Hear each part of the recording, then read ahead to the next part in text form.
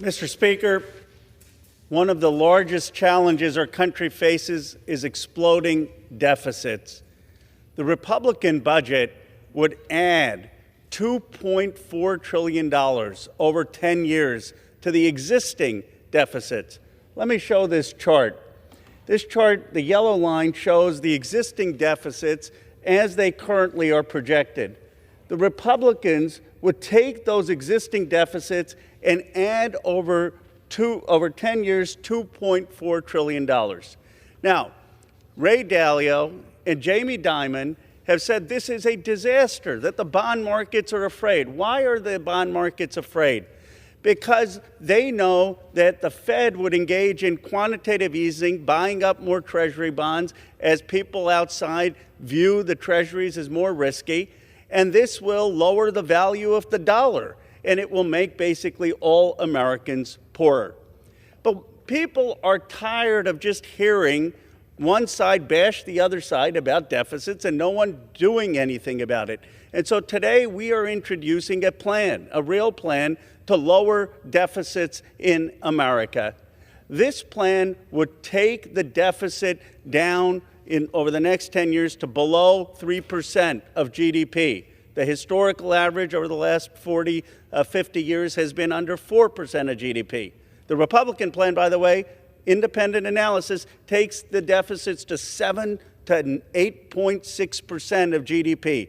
That's the highest it's ever been in peacetime.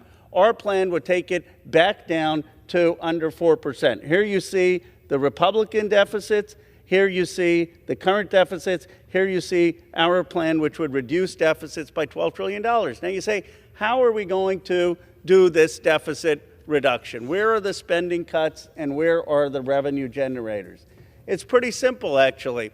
We need to start with the Pentagon and modernizing the Pentagon. This is what Elon Musk actually signed up to do with SpaceX and initially with Doge. He wanted to cut the bloated defense contractors and the waste out of the Pentagon. We need not cost-plus accounting. We need new competition. Secondly, we need to go after negotiating big pharma. Medicare should be negotiating drug prices. Third, we should be stopping Medicare Advantage from ripping off the American people. They're upcoding. They're making people sicker than they actually are. We should make competitive procurement for the government. None of this, by the way, is in the Republican plan. These are the big ticket items that would actually start to reduce the deficit. They always say our side, oh, we're not for spending cuts. Right here, spending cuts.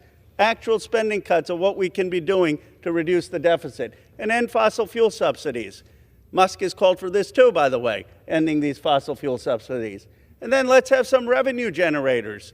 You know, you have to both cut spending and generate revenue. Let's tax billionaires. I never understood the billionaire argument. I have more billionaires than anyone in this chamber. There are $5 trillion companies in my district. Apple, Google, NVIDIA, Broadcom, and Tesla. I'm saying let's raise taxes on them. I don't understand how this is a hard vote for 434 other members of Congress.